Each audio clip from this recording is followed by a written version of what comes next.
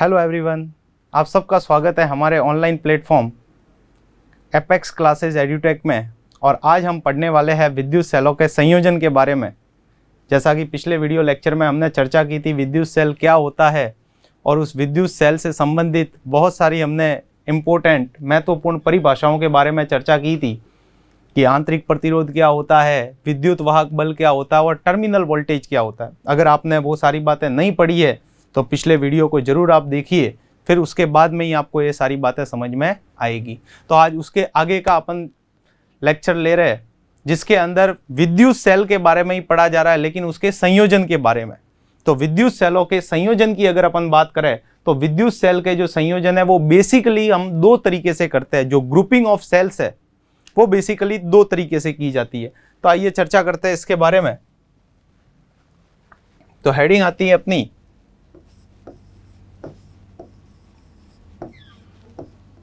विद्युत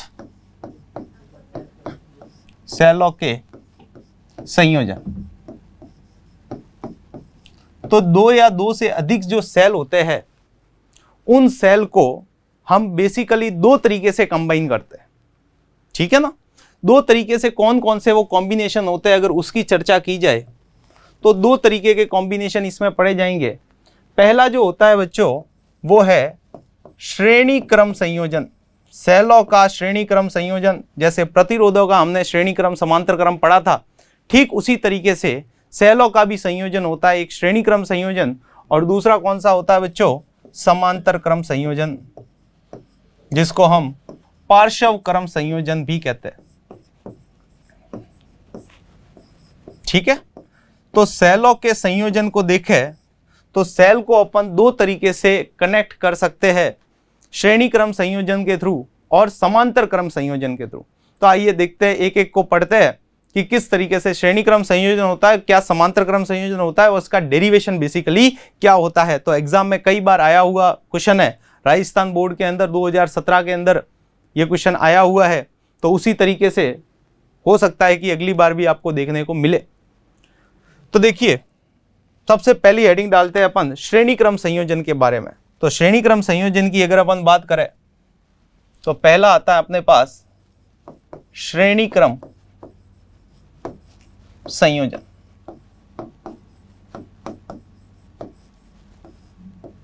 तो पहले इसकी परिभाषा बनाते हैं कि सेलों का श्रेणी क्रम संयोजन बेसिकली कहते हैं किसे। तो इसको लिखा जाएगा दो या दो से अधिक सेलों का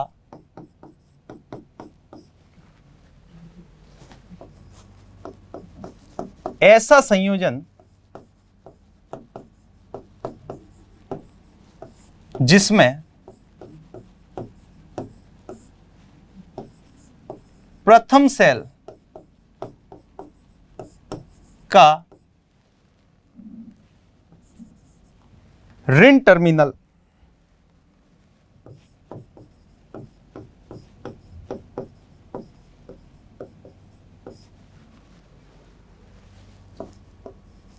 द्वितीय सेल के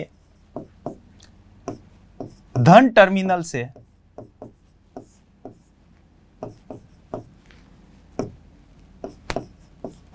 द्वितीय सेल का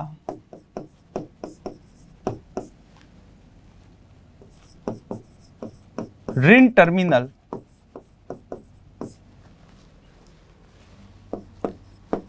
तृतीय सेल के धन टर्मिनल से जुड़ता है तथा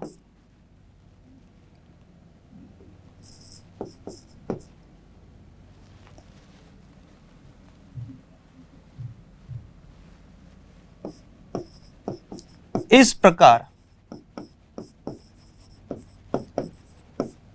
अनेक सेल जब जुड़ते हैं तो यह श्रेणी क्रम संयोजन कहलाता है। ठीक है ना, ये मैंने प्रॉपर डेफिनेशन आपको बताई है कि श्रेणी क्रम संयोजन बेसिकली क्या होता है, किस तरीके से कनेक्ट होता है, उसके बारे में बात कर रहे हैं। तो डेफिनेशन बहुत आसान है, इसको अपन अभी वापस से डायग्राम के थ्रू समझेंगे। तो श्रेणी क्रम संयोजन में क्या लिख रहा है कि दो या दो से अधिक सेलों का ऐसा संयोजन जिसमें बहुत सारे सेल एक साथ इस तरीके से जुड़े होते हैं कि प्रथम सेल का ऋण टर्मिनल द्वितीय सेल के धन टर्मिनल के साथ जुड़ा हो, द्वितीय सेल के धन टर्मिनल के साथ, फिर दूसरे का जो ऋण टर्मिनल रह गया वो तीसरे के धन टर्मिनल के साथ जुड़ेगा, फिर तीसरे का ऋण टर्मिनल चौथे के धन टर्मिनल के साथ जुड़ेगा। तो इस तरीके से आगे जो है वो सेल बेसिकली जोड़े जाते हैं। मतलब कहने का मतलब ये हुआ कि अगर मैं सेल की बात करूं तो मान लीजिए कि ये हमारे पास में सेल है, ये इसका धन सिरा और ये इसका ऋण सिरा। तो पहले वाले का ऋण टर्मिनल, ध्यान से देखिए क्या लिख रहा है, जिसमें प्रथम सेल का ऋण टर्मिनल, ये रहा ऋण टर्मिनल, किससे जुड़ा हो, दूसरे के धन टर्मिनल से। तो दूसरे का धन टर्मिनल मतलब क्या हो गया, ये धन टर्मिनल। फिर दूसरे का ऋण टर्मिनल रह जाएगा, फिर दूसरे का ऋण टर्मिनल किससे जुड़ेगा, तीसरे के धन टर्मिनल के साथ। तो ये तीसरा सेल, इसका धन टर्मिनल, ये ऋण टर्मिनल। तो इस तरीके से पहले का ऋण टर्मिनल दूसरे के धन से, दूसरे का ऋण टर्मिनल तीसरे के धन सिरे से, तीसरे का ऋण टर्मिनल चौथे के धन सिरे से, और इस तरीके से बहुत सारे सेल जब जुड़े हुए होते हैं तो इसी को बोलते हैं श्रेणी क्रम संयोजन। और बच्चों आपको पता होना चाहिए कि रियलिटी में जो आपकी बैटरी होती है, बैटरी बेसिकली होती क्या है, कॉम्बिनेशन ऑफ सेल। बहुत सारे सेल जब आपस में जुड़ते हैं और वो भी किस क्रम में, श्रेणी क्रम संयोजन में। ध्यान से देखिए, अगर मैं इसी को लिखना चाहूं तो इसी को हम कई बार इस तरीके से भी बनाते हैं, आपने देखा होगा। तो ये बेसिकली सेल नहीं है, ये बैटरी बन गई। बैटरी बेसिकली होती क्या है कि सेलों का श्रेणी क्रम संयोजन ही बैटरी है, जिसके अंदर की पावर बढ़ जाएगी उसकी। ठीक है ना। तो श्रेणी क्रम संयोजन में हम करते क्या है कि बेसिकली नेगेटिव पॉजिटिव से, फिर अगले वाले का नेगेटिव आगे वाले के पॉजिटिव से, और इस तरीके से बहुत सारे जब सेल कनेक्ट होते हैं एक दूसरे के साथ तो ये जो संयोजन होता है, इस संयोजन को हम श्रेणी क्रम संयोजन कहते हैं। ठीक है। तो अब देखिए श्रेणी क्रम संयोजन के डेरिवेशन की बात करें कि इसमें तुल्य ईएमएफ और तुल्य प्रतिरोध कितना होता है, तो उसके बारे में चर्चा करते हैं। डेरिवेशन काफी इंपॉर्टेंट है। तो अगला पॉइंट आता है अपना कि श्रेणी क्रम में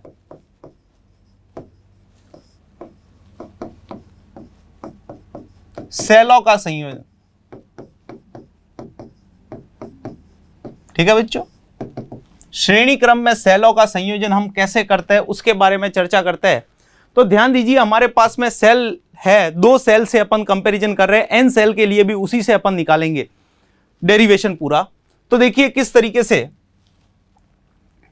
मान लेते हैं कि हमारे पास दो सेल है और दो सेल कुछ इस तरीके से कनेक्ट है। ये पहला सेल हो गया। सेल का विद्युत वाहक बल बच्चों कितना है, E1। विद्युत वाहक बल कौन सा होता है, जब तक किसी उस सेल से धारा प्रवाहित नहीं होती है तो उस समय उसके दोनों टर्मिनलों के बीच का जो विभवांतर होता है वो ईएमएफ कहलाता है, विद्युत वाहक बल। और यहां पे इसका सेल का आंतरिक प्रतिरोध, सेल के विद्युत अपघट्यों के कारण जो रेजिस्टेंस ऑफर किया जाता है धारा प्रवाह में, वो रेजिस्टेंस ही, वो प्रतिरोधी आंतरिक प्रतिरोध कहलाता है। तो ये पहला सेल हो गया। इसी तरीके से हमने एक दूसरा सेल कनेक्ट किया इसके साथ, ये सेल है E2। इसका विद्युत वाहक बल कितना है बच्चों, E2 है, और इसके साथ इसका आंतरिक प्रतिरोध कितना है, R2। तो ये हमारे पास पहला सेल है, ये हमारे पास दूसरा सेल है, और दोनों को श्रेणी क्रम में जोड़ा है। ध्यान से देखिए, दूसरे वाले, पहले वाले का ऋण टर्मिनल दूसरे वाले के धन टर्मिनल के साथ जुड़ा है, फिर दूसरे का ऋण टर्मिनल, फिर आगे अगर तीसरा जुड़ा हुआ होगा तो तीसरे के साथ भी होगा, लेकिन अपन दो से चर्चा कर रहे हैं इसकी, दो से काफी अच्छे ढंग से समझ में भी आ जाता है। तो ये हमारे पास दो सेल हो गए। अब चूंकि अपन सेल के डिस्चार्ज की कंडीशन पढ़ रहे हैं, क्योंकि सेल क्या करता है, बेसिकली धारा प्रवाहित होगी अगर इससे बाह्य प्रतिरोध जोड़ा जाए। तो मान लीजिए ये दो सेल हमने जोड़े और इन दोनों सेल को हमने डिस्चार्ज किया, तो डिस्चार्ज करने के लिए हमने बेसिकली क्या कर दिया, बाहर का प्रतिरोध लगा दिया, नाम दे दिया कैपिटल R। ये क्या है, बाहर का प्रतिरोध है, एक्सटर्नल रेजिस्टेंस है, बाह्य प्रतिरोध। बाह्य प्रतिरोध का मतलब हो गया कि किसी न किसी सर्किट के अंदर हमने इसको कनेक्ट कर दिया। ये दो सेल थे, इसका ईएमएफ E1 था, दूसरे का E2 था, इनके आंतरिक प्रतिरोध R1 R2 है और सेल को डिस्चार्ज करने के लिए हमने क्या कर दिया, इसको हमने बाह्य परिपथ से कनेक्ट कर दिया। क्लियर है? तो ये हमारे पास में बन गया। अब जैसे ही बाह्य परिपथ से कनेक्ट हो जाएगा करंट फ्लो होगी और करंट किधर से किधर जाती है, प्लस से माइनस की ओर। तो ये पॉजिटिव टर्मिनल, ये पॉजिटिव, ये नेगेटिव, तो ये नेगेटिव हो गया तो करंट यहां से चलेगी और इस सर्किट में इस तरीके से होके, इधर से ऐसे होके, ऐसे होके, इस तरीके से ये क्या हो जाएगी, फ्लो हो जाएगी। तो इस सर्किट के अंदर करंट फ्लो होगी।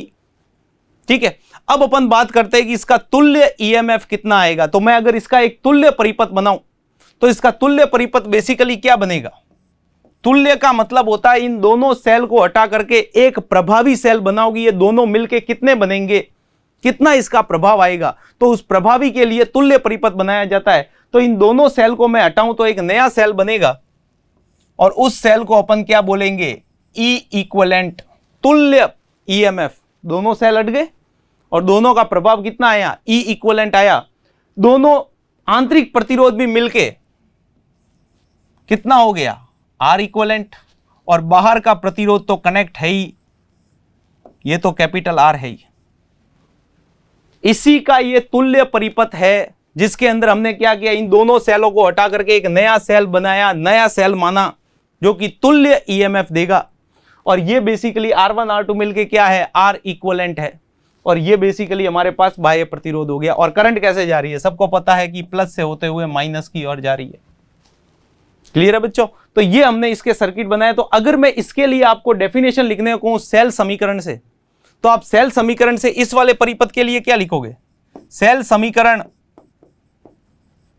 पढ़ी भी है हमने पिछले वीडियो लेक्चर के अंदर। अगर जिसको नहीं पता है वो पिछला वीडियो लेक्चर जरूर देखे, क्योंकि वहीं से सेल समझ में आता है।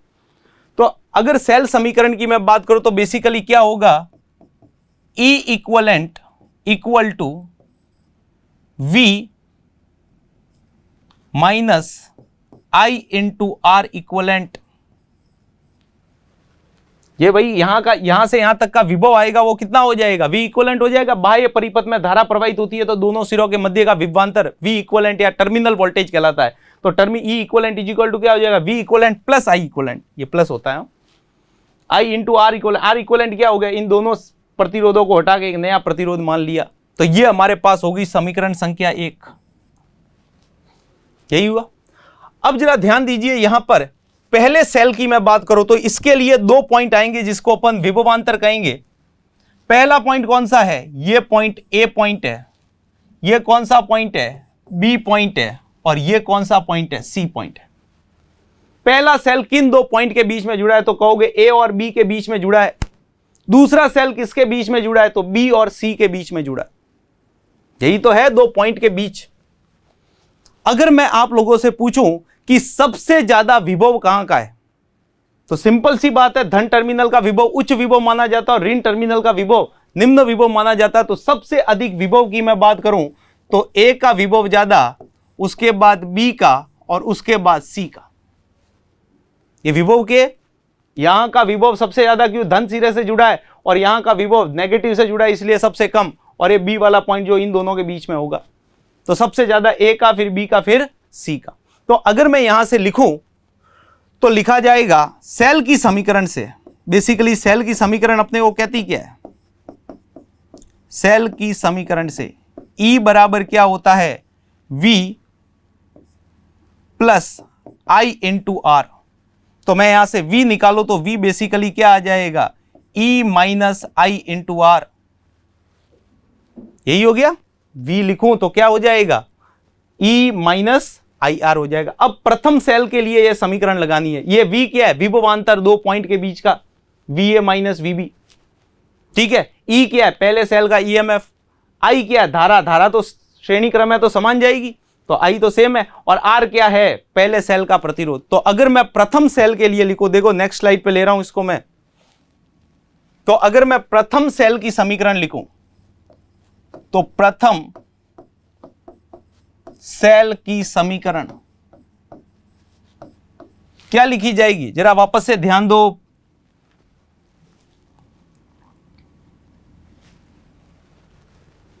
क्या लिखा हुआ है, V is equal to E minus I R, तो V की जगह पे कौन आएगा, VA माइनस VB, ये दो पॉइंट के बीच का विभवांतर हुआ। E का काम कौन कर रहा है, E1, धारा तो I है ही, और आंतरिक प्रतिरोध कितना है R1, तो यहां पे लिखा जाएगा कि VA minus VB is equal to cell का EMF E1 minus I into R1, यही हो गया। तो अगर मैं सेकेंड सेल की समीकरण लिखूं तो द्वितीय सेल की समीकरण, तो द्वितीय सेल में बताओ सबसे ज्यादा विभव जो होगा वो इस द्वितीय सेल का विभव किसका ज्यादा है, बी पॉइंट का विभव ज्यादा है सी के कंपेयर में।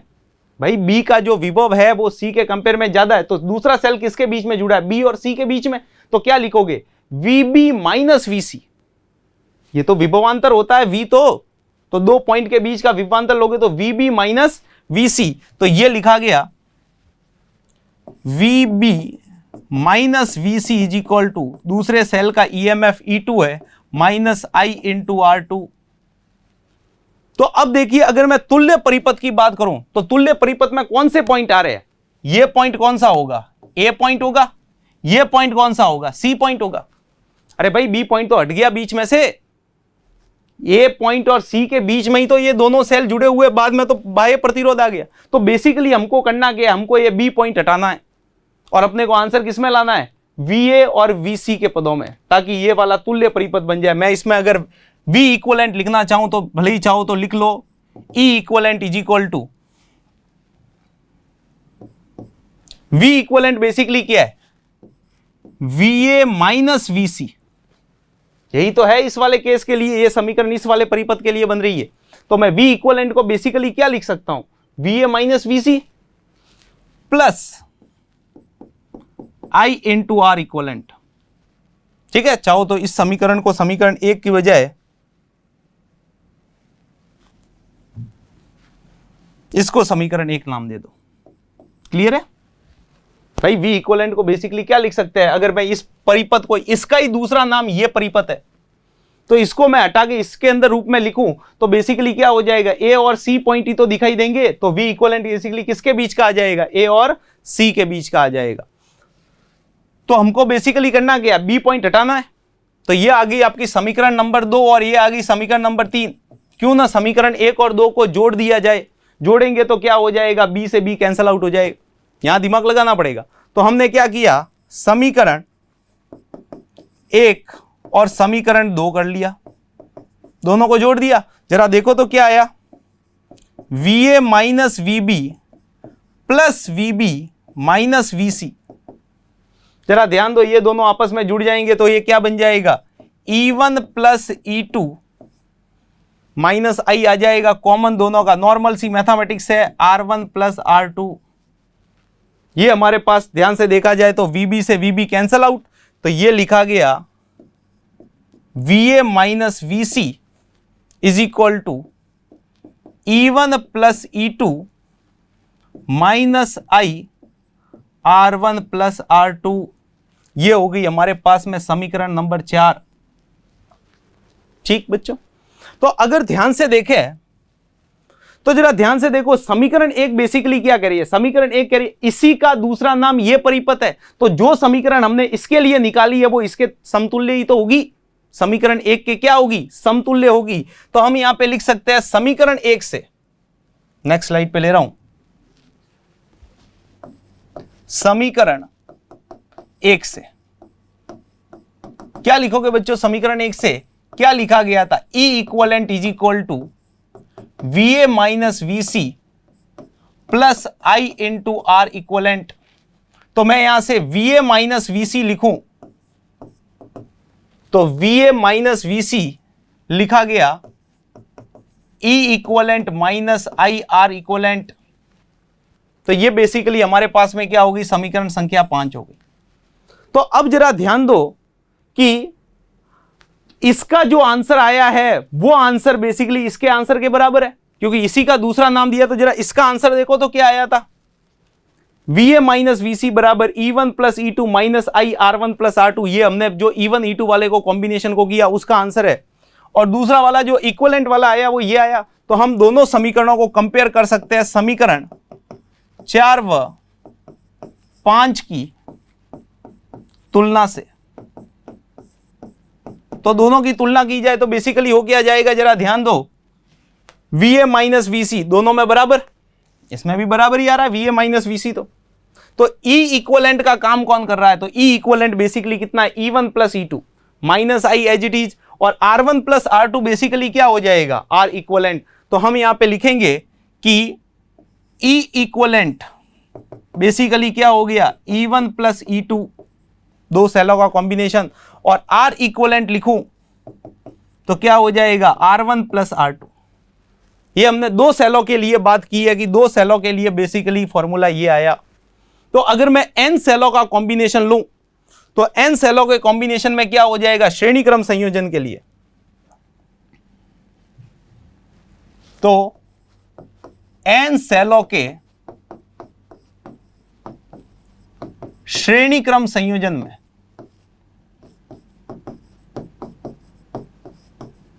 क्या लिखा जाएगा बच्चों, E equivalent is equal to पहले सेल का EMF, दूसरे सेल का EMF और nवे सेल का EMF, क्योंकि सारे श्रेणी क्रम में जुड़े हैं तो क्या हो जाएंगे, ऐड हो जाएंगे।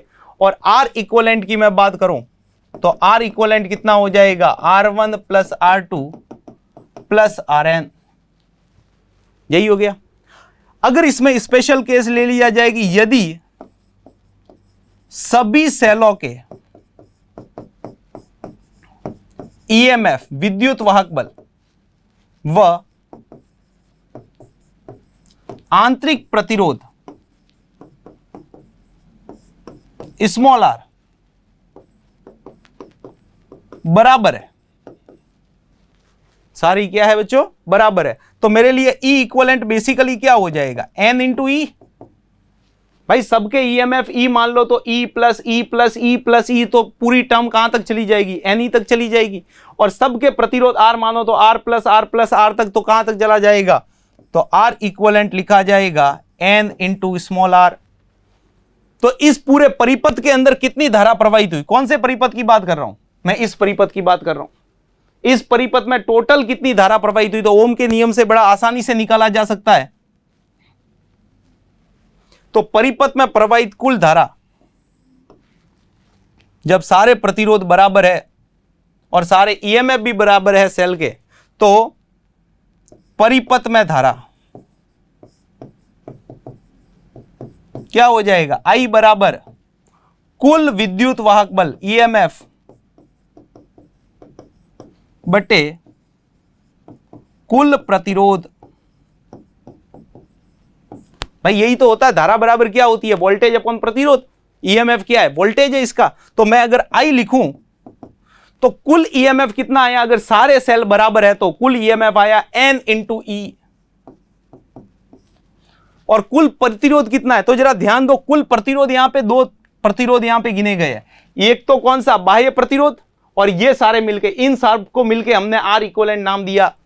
तो R इक्वलेंट प्लस क्या हो जाएगा, R हो जाएगा, क्योंकि श्रेणी क्रम संयोजन है, R इक्वलेंट और R दोनों किसमें जुड़े हुए, श्रेणी क्रम में। तो ये बेसिकली क्या लिखा गया, ये हो जाएगा R प्लस R इक्वलेंट, क्योंकि सारे बराबर है तो क्या हो जाएगा, N इंटू R। ये हमारे पास में धारा आ जाएगी कि जब दो या दो से अधिक सेल जिनके समान EMF है, ये कंडीशन किसके लिए अप्लाई हो रही है, सबके समान EMF है, EMF सबके समान है और सभी का आंतरिक प्रतिरोध भी समान है, तो परिपथ में कुल धारा जो प्रवाहित होगी उसका हमारे पास डेरिवेशन आ गया। क्लियर है बच्चों। तो ये हो गया हमारे पास श्रेणी क्रम संयोजन, काफी इंपॉर्टेंट है, कई बार क्वेश्चन पूछा जाता है। आगे देखिए समांतर क्रम संयोजन की बात करते हैं।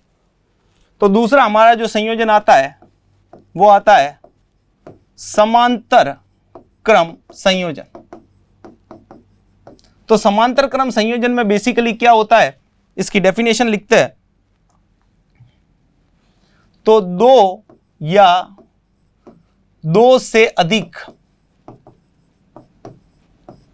सेलों का ऐसा संयोजन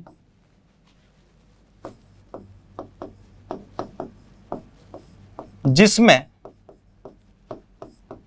सभी सेलों के धन टर्मिनल व, या फिर धन टर्मिनल की पहले बात करते हैं, धन टर्मिनल एक बिंदु पर तथा ऋण टर्मिनल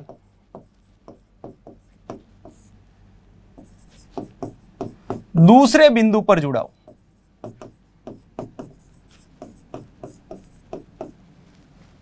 दूसरे बिंदु पर जुड़े हो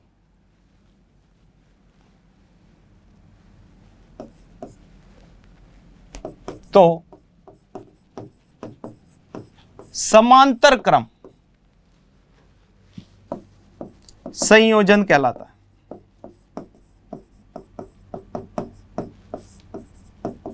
ठीक है बच्चों, तो ये बेसिकली डेफिनेशन आपको क्या बता रही कि दो या दो से अधिक सेल इस तरीके से जुड़े हो कि सबके धन टर्मिनल एक कॉमन पॉइंट से और ऋण टर्मिनल भी क्या हो, एक दूसरे कॉमन पॉइंट से जुड़े हुए हो। देखो किस तरीके से, तो मान लीजिए ये हमारे पास सेल है, ये हमारे पास दूसरा सेल हो गया, ये हमारे पास तीसरा सेल हो गया, बहुत सारे सेल हो सकते हैं। ध्यान से देखिए, सभी के पॉजिटिव टर्मिनल एक उभयनिष्ठ बिंदु से, मान लीजिए ये हमारा उभयनिष्ठ बिंदु हो गया, सबको एक पॉइंट से कनेक्ट कर दिया, और जो ऋण टर्मिनल है उन सबको एक पॉइंट पे लेके आ गए, इन सबको वायरिंग को। तो ये जो बना सारे पॉजिटिव एक तरफ और सारे नेगेटिव एक तरफ, तो अगर इस तरीके का कॉम्बिनेशन किया जाए तो ये कॉम्बिनेशन बच्चों क्या कहलाता है, समांतर क्रम संयोजन कहलाता है। ध्यान से देखिए, बड़ी आसान सी डेफिनेशन है कि दो या दो से अधिक सेलों का ऐसा संयोजन जिसमें सभी सेलों के धन टर्मिनल, पॉजिटिव टर्मिनल सबके, तो सारे धन टर्मिनल किधर जुड़े हो, एक बिंदु पर, एक बिंदु कॉमन बिंदु है, और ऋण टर्मिनल कहां पे जुड़े हुए हैं, दूसरे बिंदु पे जुड़े हैं। तो ये संयोजन बेसिकली क्या कहला रहा है बच्चों, समांतर क्रम संयोजन कहला रहा है। तो आइए इसका भी एक डेरिवेशन देखते हैं, और डेरिवेशन देखने के लिए वही दो सेल काम में लिए जाएंगे क्योंकि आसानी से समझ में आता है। तो मान लेते हैं हमारे पास में दो सेल है, तो पहला सेल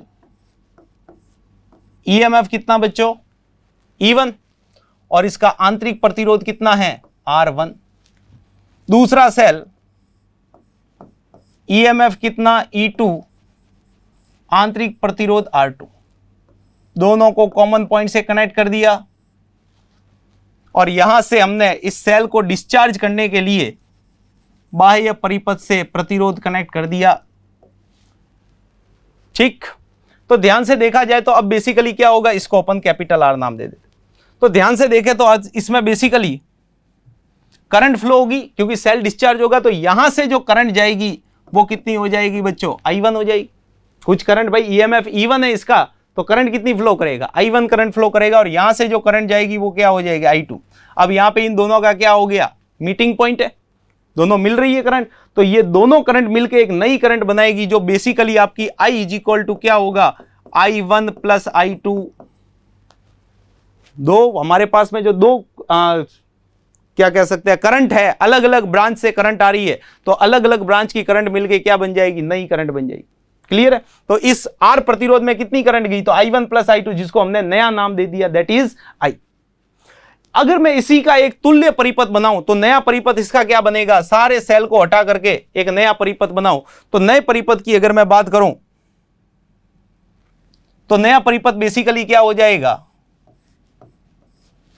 ये दोनों हट करके एक नया सेल बन गया जिसको हमने नाम दे दिया E इक्विवेलेंट।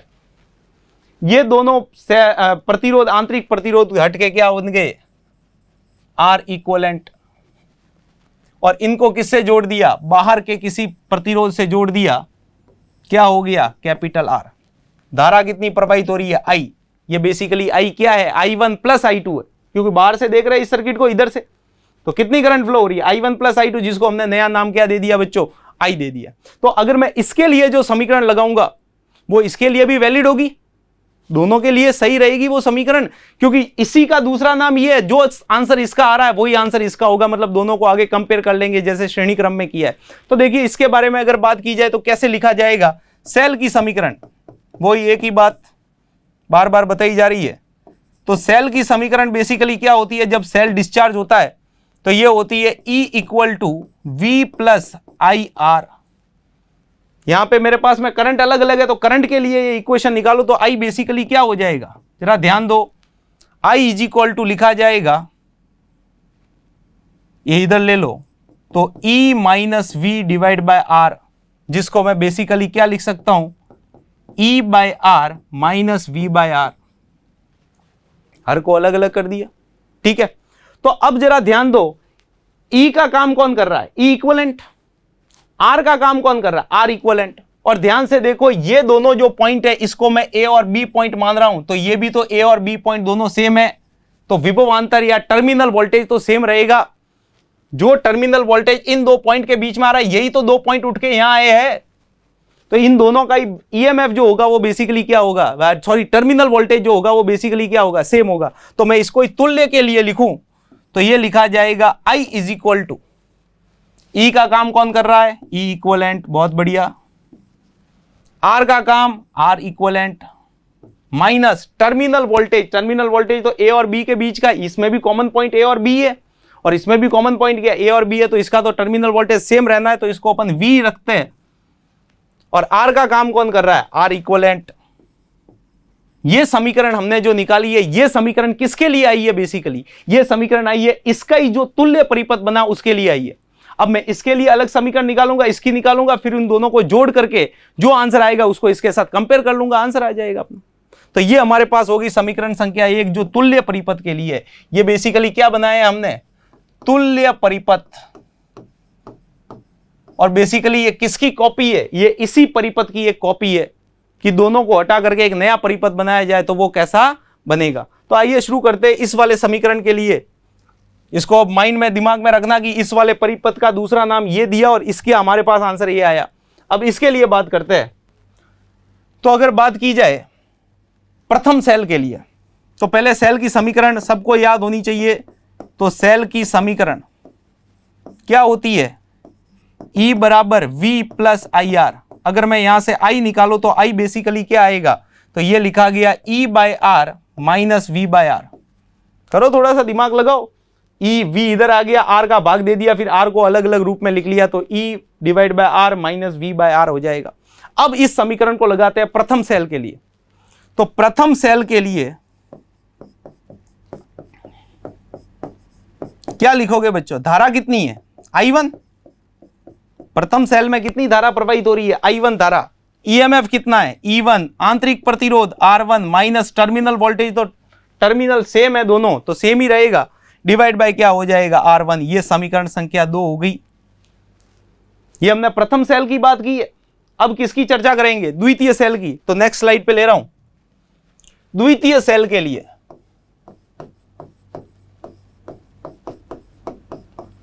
तो द्वितीय सेल के लिए यही फॉर्मूला सेट करो इसके अंदर। I का काम कौन कर रहा है, I2। E का काम कौन कर रहा है, E2। R का काम कौन कर रहा है, R2 कर रहा है। और टर्मिनल वोल्टेज तो दोनों पॉइंट के बीच के वापस से क्या होंगे, सेम होंगे। तो यह लिखा गया I2 is equal to E2 upon R2 minus V by R2। यह समीकरण संख्या 3 हो गई।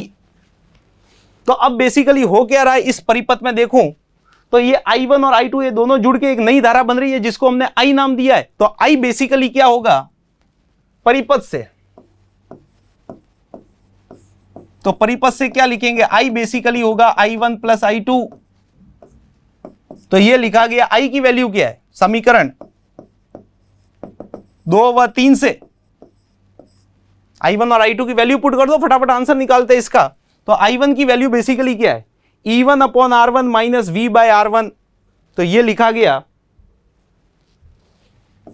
E1 upon R1 minus V by R1 plus दूसरे वाले के लिए सामने पड़ी है, यह हो जाएगा E2 upon R2 minus V by R2। तो जरा ध्यान से देखा जाए तो यह बेसिकली अब नॉर्मल सी गणित है। E1 upon R1 plus E2 upon R2। जरा ध्यान से देखो, प्लस वाली टर्म को E1 वाली टर्म को एक साथ ले लिया, दोनों का माइनस कॉमन आ रहा है, तो माइनस और V को भी कॉमन ले लिया, ये V भी तो कॉमन है, 1 bye R1 plus 1 bye R2। ठीक, ये समीकरण संख्या हमारे पास क्या बन गई, 4 बन गई।